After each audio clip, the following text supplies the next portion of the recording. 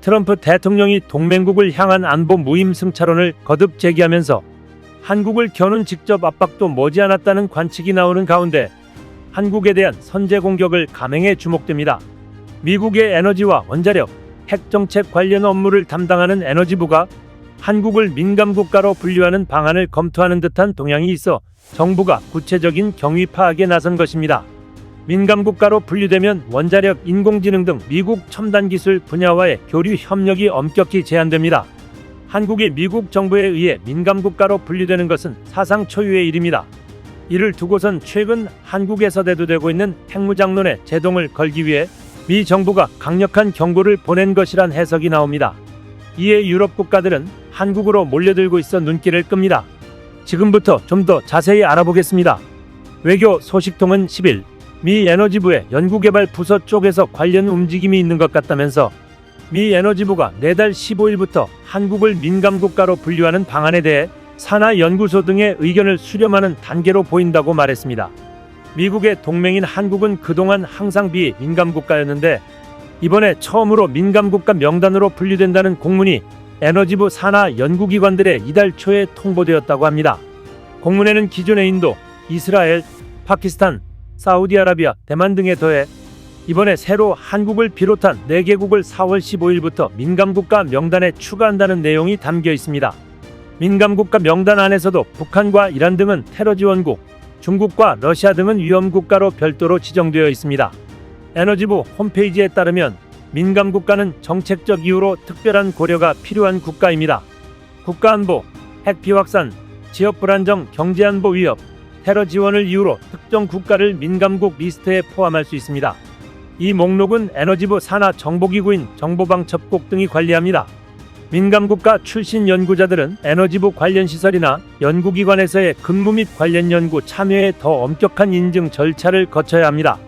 이에 따라 규제가 현실화하면 앞으로 한국 연구자들이 미국 국립연구기관과 대학에서 원자력, 인공지능, 양자 등 첨단기술 관련 연구에 참여하기가 어려워질 가능성이 있습니다. 미국도 한국과의 첨단기술 협력이 필요한 상황에서 이를 저해할 수 있는 조치를 쉽게 단행하지는 않으리라는 기대 섞인 전망도 나옵니다. 에너지부 일부에서 검토하는 사안일 뿐 확정되지 않았으며 공식화까지는 많은 절차가 남은 상황이라는 관측도 있습니다. 민감국가 지정 이야기가 나온 배경은 명확치 않지만 민감국가 지정이 법률적 규제를 수반하는 만큼 한국에서 일어난 특정한 사건이나 행위를 문제 삼았을 가능성이 있습니다. 한국 정치권과 보수 세력을 중심으로 확산되는 핵무장론일 가능성이 가장 유력하다고 전문가들은 입을 모읍니다. 원자력 분야 전문가인 이춘근 한국과학기술기획평가원 초빙전문위원은 미국 에너지부는 원자력 산업부터 핵무기에 들어가는 핵물질까지 모두 관리하는 부서이고 민감국가를 분류하는 가장 중요한 기준은 핵확산 우려라며 한국에서 핵무장론이 확산된 것이 이번 조치의 가장 핵심적인 이유일 것이라고 말했습니다. 그는 한국에서 핵무장론이 계속 확산되는데 월성원전의 원자로 사기는 플루토늄을 바로 추출할 수 있는 중수로여서 미국이 더욱 경계한다며 미국은 한국의 약점을 다 파악하고 있고 한국이 실제로 핵무장이나 핵잠재력을 향해 움직일 경우에 더 강하게 제재할 것이라고 전망했습니다.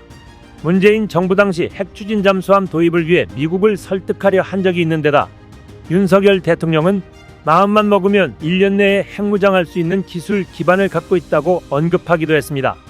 이에 미국이 한국을 주시해야 할 국가로 인식한 것일 수 있습니다. 또 한국수력원자력과 한국전력이 미국 웨스팅하우스와 대형원전 원천 기술 침해 문제로 지식재산권 침해 소송에 휘말린 게 부정적으로 작용한 것이라는 시각도 있습니다.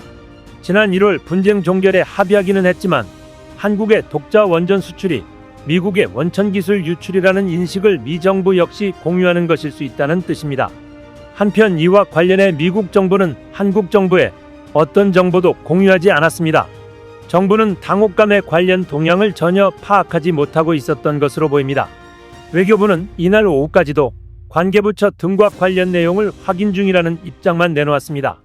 이렇게 트럼프의 횡포에 대한 불만이 전 세계적으로 일고 있는 가운데 유럽 각국이 자강론에 불이 붙고 있습니다. 트럼프 대통령은 유럽이 방위비를 아끼는 만큼 미국이 손해를 보고 있다고 노골적으로 지적해왔습니다. 일명 안보 무임 승차론입니다. 트럼프는 이달 6일에도 나토 국가들이 돈을 내지 않으면 그들을 방어하지 않겠다고 했습니다. 여기에 유럽이 국내 총생산 GDP의 2% 이상을 방위비로 쓰지 않으면 나토에서 탈퇴하겠다고 장담해왔습니다. 유럽연합은 당황하기 시작했고 재무장할 수 있는 예산을 늘리며 다급히 한국을 찾고 있습니다. 우크라이나 전쟁 발발 이후 러프 군사협력으로 인도 태평양 지역과 유럽의 안보 연계가 심화하는 상황에서 유럽은 북대서양조약기구 정상회의에 3년 연속 한국을 포함한 인도 태평양 파트너 4개국을 초청하는 등 인도 태평양 국가들과의 안보 협력을 강화해 나가고 있습니다.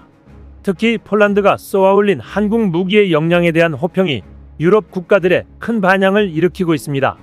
폴란드는 2022년 한국과 124억 달러, 17조 7천억 원 규모의 계약을 맺고 한국항공우주산업의 FA50 48대, 현대로템의 K2 전차 180대, 하나에어로스페이스의 K9 자주포 212문, 천무 다연장 로켓 218대를 수입하기로 했습니다. K방사는 계약 이후 빠른 납기로 세계를 놀라게 했습니다. FA50은 48대 중 개필러 버전 12대를 계약 1년 3개월 만에 납품했습니다. 개필러 버전은 폴란드 요구 사항을 반영한 성능 개량판인 FA50PL 납품 전까지 전력 공백을 메우는 용도입니다. FA50PL은 올해부터 인도를 시작해 2028년 납품을 마무리할 계획입니다. K9 자주포와 K2 전차는 1차 계약 2개월 만에 초도 물량을 납품했습니다. 이후 인도도 안정적으로 이어지면서 현재까지 K9 자주포는 약 150문 이상 납품했고 내년에 인도를 마무리하게 됩니다. K2 전차는 올해 96대를 납품하면 1차 계약 물량을 모두 폴란드로 보내게 됩니다. 지난 10일에도 폴란드 항구의 K2 12대가 새로 도착하는 모습이 SNS에 공개되며 주목을 받았습니다. 현대로템은 폴란드의 60억 달러, 9조 원 규모의 2차 실행 계약도 추진 중입니다. 늦어도 올해 상반기에는 계약이 체결될 것이 유력합니다. K방산 수입국의 생생한 이용 후기는 유럽 수출의 호재가 될 것이란 기대가 나오고 있습니다. 실제 지난해 루마니아가 K9 자주포 수입을 결정할 때도 입소문이 결정적으로 작용했습니다. 루마니아는 폴란드와 공동 군사훈련을 통해 K방산에 관심을 가지기 시작한 것으로 알려졌습니다. 노르웨이는 루마니아의 K9의 장점을 직접 설명하며 계약에 큰 역할을 했다는 후문입니다. 루마니아군은 노후전차 TR-85M1을 대체할 전차 300여 대를 구매한다는 계획을 세웠는데 앞서 2023년 미국과 54대의 전차 도입 계약을 체결했습니다. 이제 남은 물량은 250여 대로 현대로템이 이 물량 공급을 노리고 있습니다. 현대로템은 올해 총 예상 계약 규모 250대 4조 5천억 원 가운데 100대 안팎의 1차 수출 계약을 타진하고 있습니다. 루마니아군은 지난해 5월 전차 성능을 확인하는 최종 단계로 현대로템의 K2 전차의 실사격 시험을 진행했습니다. 시험 이후 루마니아 정부 측은 전차 도입 물량과 시기 등을 구체화한 후 입찰 공고를 낼 예정이었지만 아직 공고가 나오지는 않은 상황입니다. 업계에선 루마니아 전국 불안정이 현대로템의 K2 전차 수출 계약의 변수가 되고 있다고 보고 있습니다.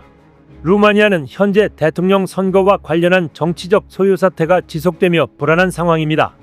프랑스, 독일, 영국 등 유럽의 방산 선진국들이 한국의 안방 진출을 우려하며 견제하고 있지만 한국은 현지 공장 설립 등 현지화 추진을 통해 상호 호혜적 방산 협력을 강화해 나갈 계획입니다. 이제 세계의 강국들이 한국을 견제하지 않으면 안 되는 시대가 왔습니다. 여기서 안주하지 않고 자주 국방을 위해 한국은 더 강해져야 할 것입니다. 이상 시온TV였습니다.